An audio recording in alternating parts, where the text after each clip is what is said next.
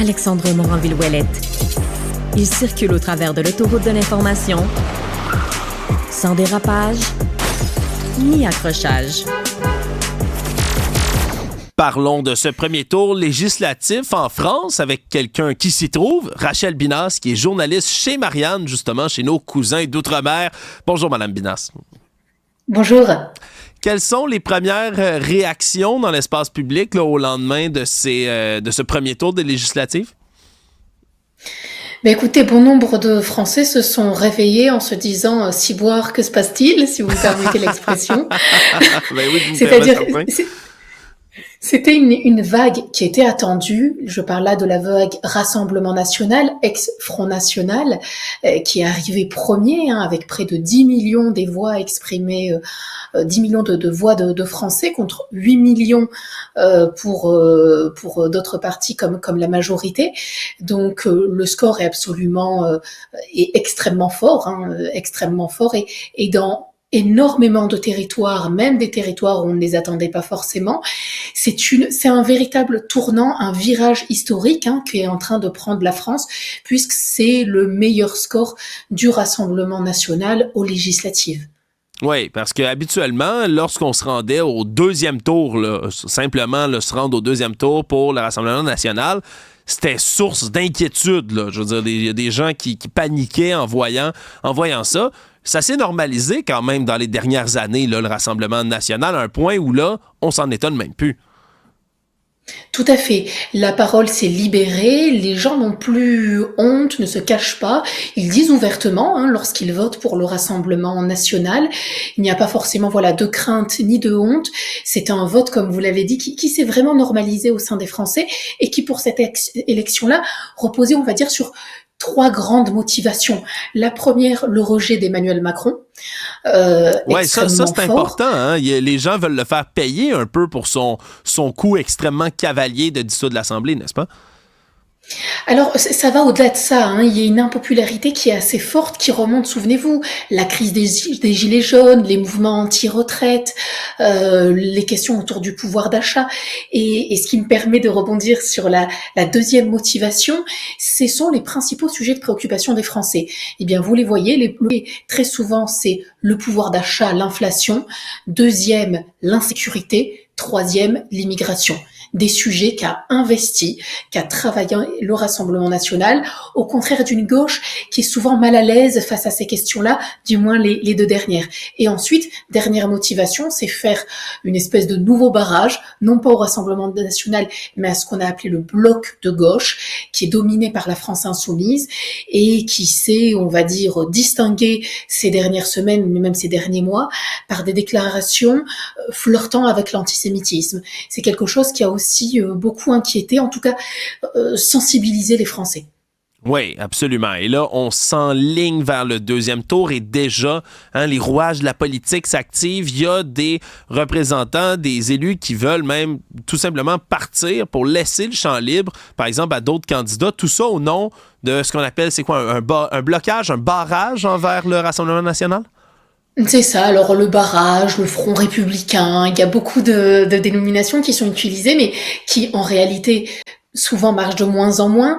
Vous l'avez dit, le Rassemblement national est arrivé en tête à ce premier tour, 30% quasiment des suffrages, l'Union de gauche, le bloc de gauche, environ 28%, et le parti de la majorité, environ 20%.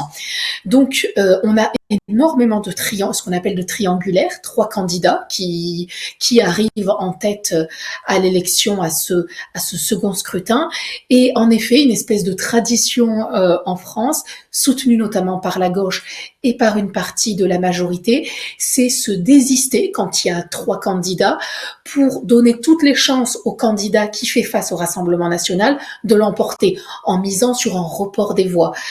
C'est pour ça que le nombre de triangulaires est extrêmement important, mais jusqu'à ce soir 18h, heure française, midi, heure québécoise, eh bien, le dépôt de candidature doit avoir lieu et en fait, on saura demain, pour vous, dès cet après-midi, qui sont réellement les candidats à ce second tour en fonction des désistements, en effet qu'il y a eu.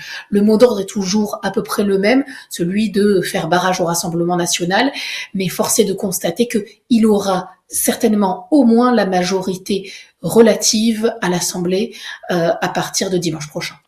Ouais, et là, ça devrait causer quand même là, toute une situation qui s'est produite à quelques reprises là, durant la Ve République française, dans ce qu'on appelle la cohabitation, si je ne m'abuse, où Emmanuel Macron, lui, ça, c'est quelque chose auquel on est peu habitué ici au Québec lorsqu'on fait des élections, son poste n'est pas menacé. Il va demeurer président de la République, mais va devoir composer avec une Assemblée nationale qui va fort probablement ne pas être de son côté.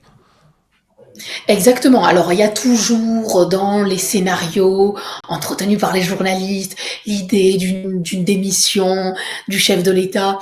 C'est pas le scénario le plus probable, mais bon, vous savez qu'Emmanuel Macron nous a habitués à la surprise. Oui. Il est souvent là où on ne l'attend pas. Mais en effet, vous l'avez dit, une recomposition, c'est-à-dire qu'il faudra que soit nommé un gouvernement qui soit approuvé par la majorité. Alors, ensuite, on peut toujours le gouvernement actuel n'est pas obligé de démissionner. Il peut toujours continuer à perdurer en se disant qu'il gérera ce qu'on appelle les affaires courantes. Il saura très bien que les grandes réformes auront du mal à passer en attendant que la situation se clarifie. Ou alors, en effet, un changement de gouvernement avec un changement de Premier ministre, changement de ministre de l'Intérieur, etc. L'idée, bien sûr, du Rassemblement national, c'est de faire venir Jordan Bardella au sein de ce gouvernement en tant que, par exemple, que Premier ministre, et donc une transformation totale. Vous l'avez dit, les cohabitations, il y en a eu, mais il n'y a jamais eu de cohabitation avec le Rassemblement national, ex-Front national. Ça serait une première historique. Oui, absolument. Une autre chose qui est historique dans tout ça, c'est le taux de participation aussi dans ces élections. On parle depuis 1997, ça s'était pas vu, 67,5% de taux de participation. Bon, moi, je me dis toujours qu'en démocratie, quand on est en bas du 80%, je trouve qu'on rate la cible complètement. Mais bon, ça, c'est la même situation dans presque tous les pays, incluant le Québec et le Canada. Mais un taux de participation aussi grand, est-ce que ça représente, vous trouvez, l'événement historique, l'historicité de la chose? Tout à fait, pour plusieurs raisons. Taux extrêmement important que l'on retrouve, que l'on peut comparer aux élections présidentielles. Donc, c'est-à-dire que l'enjeu serait similaire à celui d'une élection présidentielle. Pendant longtemps, si vous voulez, les Français rechignaient un peu à voter aux législatives parce que, vous le savez, on a un système, je ne vais pas rentrer trop dans les détails, je ne veux pas fatiguer nos auditeurs, nos spectateurs, un système de quinquennat, c'est-à-dire que on vote d'abord pour le président et ensuite pour les députés dans la foulée. Et donc, c'était un vote quasiment automatique. On allait donner la majorité au président. Il n'y avait pas énormément d'enjeux. S'il faisait dire qu'on était dans un régime de type présidentiel et pas parlementaire. Or là, on redécouvre depuis quelques années un système en effet parlementaire très fort. Des gens qui se sont mobilisés on a dit aussi pendant longtemps, je me mets dedans, je m'inclus, que justement une participation faible, ça pouvait profiter à des partis jugés radicaux, extrémistes, selon certains, comme le Rassemblement national. Là, toujours est-il que la participation, vous l'avez dit, est un record, et ça n'a certainement pas sanctionné le Rassemblement national, puisqu'il arrive en tête.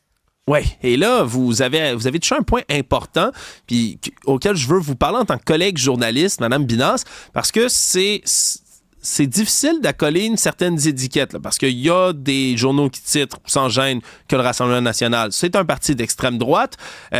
L'extrême droite, c'est un phénomène que j'étudie beaucoup dans le cadre de ma profession, puis même si on est très à droite, on dirait que j'hésite à qualifier un parti comme le Rassemblement national d'extrême droite, considérant qu'on n'est pas dans les tenants du fascisme ou de l'antidémocratie.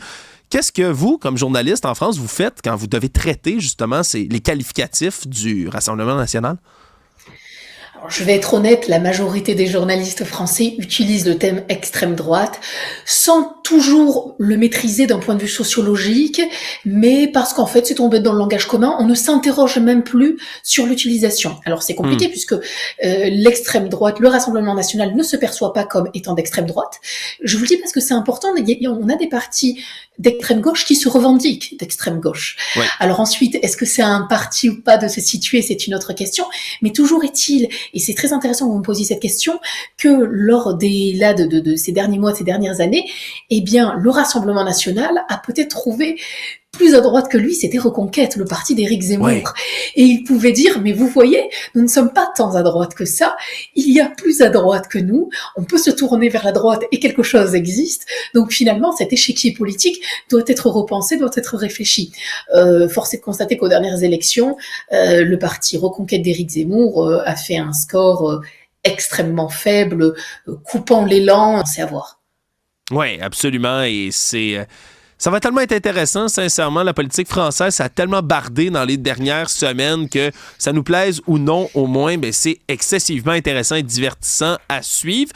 Toute une semaine à venir, dimanche prochain, le deuxième tour. Reparlons-nous, Mme Binas, à cette occasion. Je pense qu'il va y avoir beaucoup de choses à se dire. Rachel Binas, vous êtes journaliste chez Marianne en France. Merci d'avoir été là. Merci.